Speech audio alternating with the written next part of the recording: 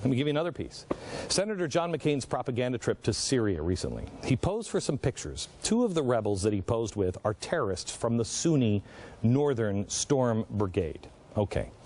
The name Mahmoud Nuar and Abu Ibrahim. They have been identified as men who took part in the kidnappings of 11 Shias last year. Oh, that's good. The Shias, by the way, are Iranians. 9 of these guys are still being held hostage. Now, when he took this picture, he was asked later, and John McCain said, well, I didn't know who they were, otherwise I wouldn't have posed with them. You wouldn't have posed with them? Why are you even talking to them, and especially if you don't know who they are? That's a pretty big problem, isn't it, Mr. John McCain, Republican? Now, the administration has said, well, we're going to vet the rebels before arming them. If you can't even find out who the guys are who are posing for a picture with a visiting United States senator, how in the world are you going to manage vetting the thousands of rebel soldiers? Answer, you're not. You're not. We're at the end here, gang. This administration does not, they don't care. And they have been doing it for some time now, working with terrorists. And before this administration, it was Bush. This is the worst case scenario of where I thought we were headed when I started talking about the caliphate. Let's just review, shall we? In Egypt, the president threw his support behind the Muslim Brotherhood, the radicals, in order to oust Mubarak. It wasn't just the president. Remember, it was the progressive Republicans like Bill Kristol and John McCain who said, no, no, no. It's the Freedom and Justice Party, and they're non-secular. Well, let me show you this. This is up on the Blaze. I haven't seen this anyplace. And you got to ask yourself why. This is the non-secular, oh, they just love everybody, founder of the Justice and Progress Party in Egypt. Watch carefully the translation at the bottom of the screen. اليهود لا يستطيعوا أن يعيشوا بدون حرب بدون مؤامرات وبدون مكر بدون خديعة فلنطمئن أن اليهود لن يحافظوا على السلام ولن يسعوا للسلام. ده فيه قضية مشهورة جدا اللي هي إن هم في عيد الفصح بيعملوا فطيرة اسمها فطيرة دم صهيون. يجيبوا واد مسيحي ويذبحوه يقطعوا عروق ويذبحوه وياخدوا دم ويعملوا بيها فلسطيني. دي Guys, this has been so discredited for so long. This is a czarist thing. This is a Hitler. This is why they line up to kill Jews. Are you kidding me? And this is a guy we helped put in office from the progressives in the Republicans and the Democrats. Now, let me show you another one. Remember, we helped Morsi in, who, when I told you they were going to be the president, we were going to elect Muslim Brotherhood, they said, no, that's crazy. The Muslim Brotherhood doesn't want anything to do with politics. Well, who is President Morsi? He's Muslim Brotherhood. And he was having what some members in Egypt, who are now newly elected, part of the regime we put in because it would be better for everybody, they thought they were in a confidential meeting with President Morsi. I want you to see what one of the members said. Watch. طبعا حضرتك يمكن أنا من هواة المعارك وأحب المعارك جدا مع الأعداء طبعا مع أمريكا وإسرائيل لكن هذه المعركة لابد أن تخاض بمنتهى الحكمة والهدوء والسكون ولو الاجتماع ده سري ونقسم على ألا نسرب للإعلام أي كلمة فيه بأحسن.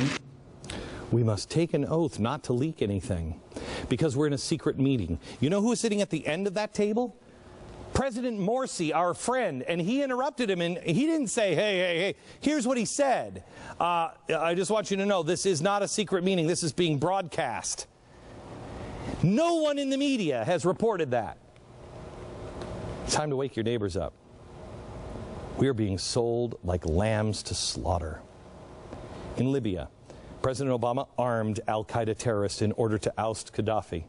And then we went back in, and this is what Benghazi was all about. We went back in and we tried to get those guns back, and then we sold them through Turkey into Syria. In Syria, the president has been sending arms to terrorists for months. This is not according to Glenn Beck and the Blaze.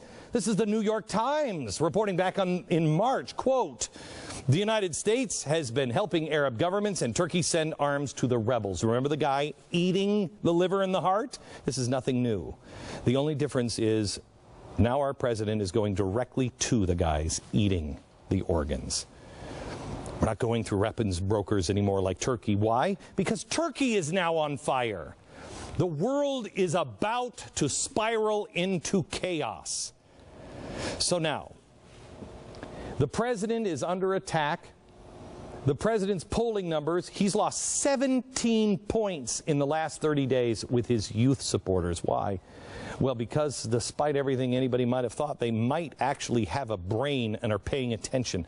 So why is his numbers are polling? Why would he ramp up his war rhetoric, which is something especially the youth do not agree with at all? The excuse given? Syria crossed the line. They used chemical weapons. Watch. But again, we are doing this for a variety of reasons, including the fact that there needs to be a consequence for a regime that uses chemical weapons, and the opposition on the ground needs additional support given the dire situation of being faced with a regime that uses chemical weapons and has this type of foreign fighter support as well. I mean, who the hell is this guy? Who is he? I mean, honestly, he looks like some guy from IT, and I was like, I ain't going out and say you say that. By the way, the intelligence community, the same intelligence community that told you, looked you square in the face and said, what happened in Benghazi, that's because of a YouTube video. They're the ones who say now they have high confidence that Assad used chemical weapons on a small scale against the opposition. Okay. Let's just talk about this here for a second. A small scale. There are 93,000 dead people in Syria. They're now saying that between 100 and 150 people have had chemical weapons used on them. Okay. First, why should we believe anything our administration or our intelligence community says to us? They have been proven time and time again of liars. And for all the Democrats, you didn't believe this one on Bush. Really? With all of this evidence, you're going to believe this? And I'm telling you, your family and your children, they are at stake. We can forget about all of the differences between are we going to pay for contraceptives or not pay for contraceptives. If we get into this war, we are going against Iran and Russia. It's not good. I'm standing with you. If you're a Democrat, if you're a liberal, I'll stand with you.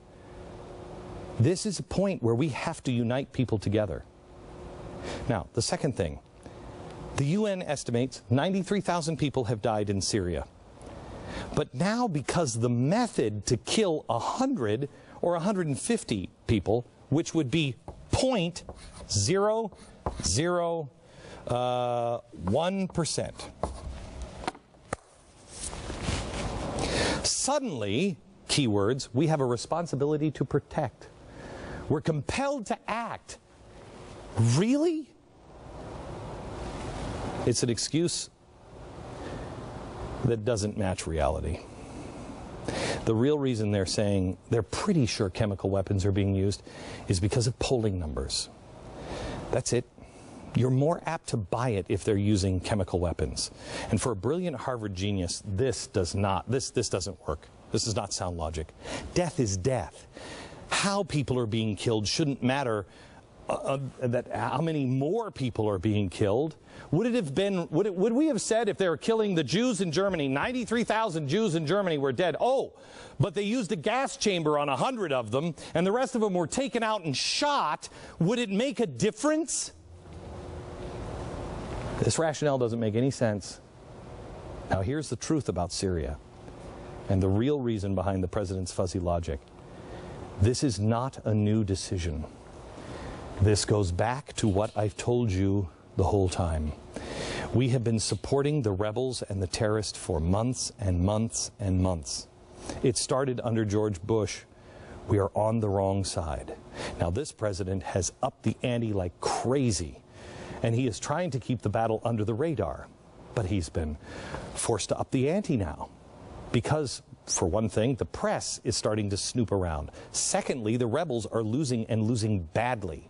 But he has a problem because nobody supports another kinetic military action in the Middle East. So how do you up the war ante when there is virtually no public support for war with Syria? Wild card, chemical weapons. Public support for intervention in Syria skyrockets. Crazy dictator uses chemical weapons on his people, skyrockets. So that's what they'll use. Obama is using this knowledge to manipulate you.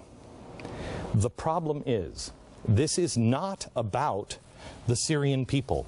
It is not. Remember, I'm the guy who said the head of the snake is Iran. But I also told you, 6 years ago, better deal with it now because soon you won't be able to. This is about a war against these guys. And we lose. First of all, these guys are really, really bad. But have you seen our guys? They're eating the hearts and livers out of people. Doesn't seem like something we should be into. We are throwing gasoline onto a burning fire in the Middle East, and it's these damn Republicans that are right along with them. This president is putting America squarely in the middle of a Muslim sectarian war, and there is no way to win, and it is only going to get much, much worse. If you think it's bad now, you wait until Iran and Russia start ramping things up. I told you recently the world is choosing sides. The world is dividing up the land. Things are about to change. I told you that World War III was coming as a result. I told you about the caliphate years ago, and they mocked me, and here we come. And now, when I tell you World War III is coming, they mock me again. But as the situation continues to escalate, the eyes are opening. Let me show you this from the Daily Telegraph in London. Could Syria ignite World War III? That's a terrifying question as the hatred between two Muslim ideologies sucks in the world's superpowers. Are we crazy? The answer is yes. The Middle East is on fire, and it is so volatile right now. In Turkey, the Prime Minister just widened his crackdown on anti-government protesters. What do you think this president is going to do?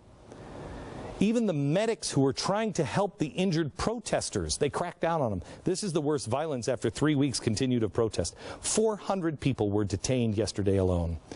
If Turkey devolves into further violence, the Middle East will beg for the days where Hamas was lobbing just a few rockets here and there.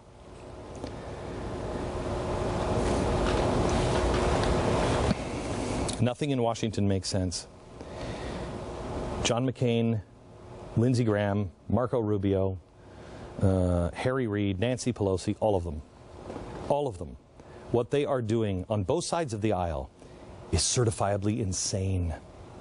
No one wants the United States mixed up in all of this. Not a single one of us. No one, left or right.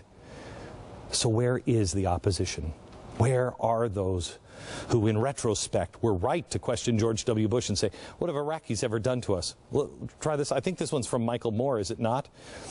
Walk out in the White House and any street in America and try to find 5 people who are passionate about wanting to kill Iraqis. You won't find them. Why? Because no Iraqis have ever come here and killed any of us. Okay, I don't like Michael Moore. I disagree with Michael Moore. He's right now. What has Syria done to us? 93,000 people they'll point to. There's no way to win. What has Libya ever done to us? Quote, I am devastated by the fact that we are going to war. New York Times, that's the New York Times. Where's the devastation now? On the eve of what could be a global catastrophe. Quote, that's what I am opposed to, a dumb war, a rash war, a war based not on reason but on passion, not on principle but on politics. Where is that guy? Is he a victim of the